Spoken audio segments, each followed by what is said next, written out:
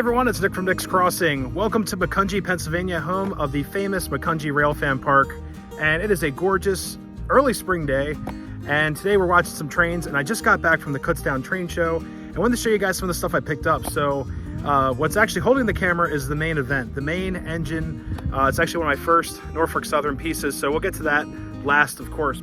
All right, guys, so the first piece I picked up is actually this Conrail hopper right here. And this is a Weaver scale hopper, gorgeous Conrail blue, of course.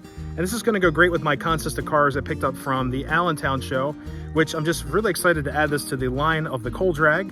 Been working on a coal drag for about a couple months now, and a couple shows have passed by, so here we go. Beautiful car to add to the coal drag. So the next piece, surprise, could be Conrail, and it's this guy right here. It's another scale Weaver covered hopper. And I just love the detail in this car. It's got the capacity, all of that, little air brake in the back. In here, air cylinder, brake chain, all that, brake wheel. It just looks great. Now, these all have the activated couplers, so you can just pull the tab down, a little tab coupler. They're very strong, very efficient, and the trucks actually move like, it's kind of hard to see with this camera, but the trucks move independently, so they tackle turns, switches very nicely, very smooth running cars. Now, my only complaint is that these little tabs underneath, these do move like that. So I will be gluing those down so they don't pop out and cause a wreck. The final car I ended up picking up.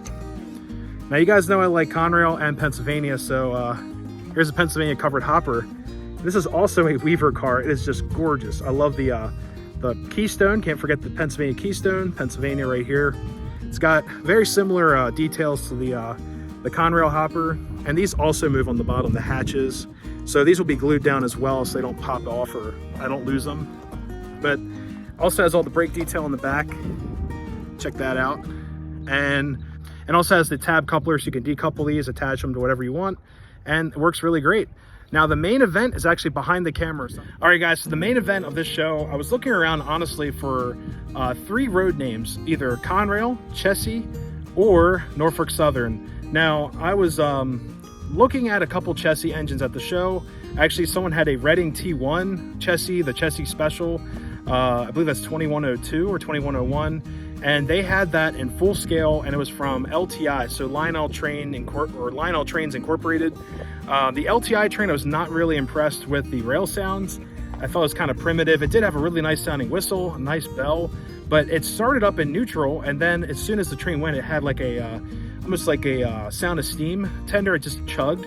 I wasn't really impressed with it, and it was a gorgeous engine. I just don't have the time or money right now to upgrade a steam engine, but it was full scale. It was just amazing. So I'm not trashing the engine. It just was not for me at the time, but I am looking for a Chessie Special engine to kind of commemorate our cat Chessie at home. And after looking at that engine, looked at a couple pieces that gentleman had. Some of the pieces were just kind of out of my budget, so I moved on to another table, and a gentleman had a Chessie GP38-2. It was gorgeous. I mean, it had the Chessie cat scheme and everything, but it had Proto Sound 1. We couldn't get the horn to work, so I was kind of nervous about that, but it was a great piece. I believe it probably did work. It's just we couldn't test it at the show. They only had a post-war style transformer. Even after switching the polarity, we could not get that horn to work. So I went to another table, and a gentleman had this right here. And I think this suits very well for being at the Macungie Railfan Park. This is an SD70 Mac-2. So look at this. I always love the SD70s, and this thing's a beast. I believe it is a Rail King, and the gentleman who sold it to me said it has Proto Sound 3. All right, guys, unfortunately, we didn't catch any more trains today. We're gonna actually head out before it gets too dark, but I would like to thank you all for joining me in this quick review, train show haul review at Macungie Railfan Park and here in Pennsylvania. Gorgeous day. Hopefully you guys enjoyed, and if you're new to the channel, always consider subscribing. Giving the video one of these really helps out, and I love reading your guys' comments. Maybe you'd like to come here sometime. It's an excellent park, excellent place to view trains, meet friends, have a great time. Until next time, everyone, happy railroading. We'll see you next time.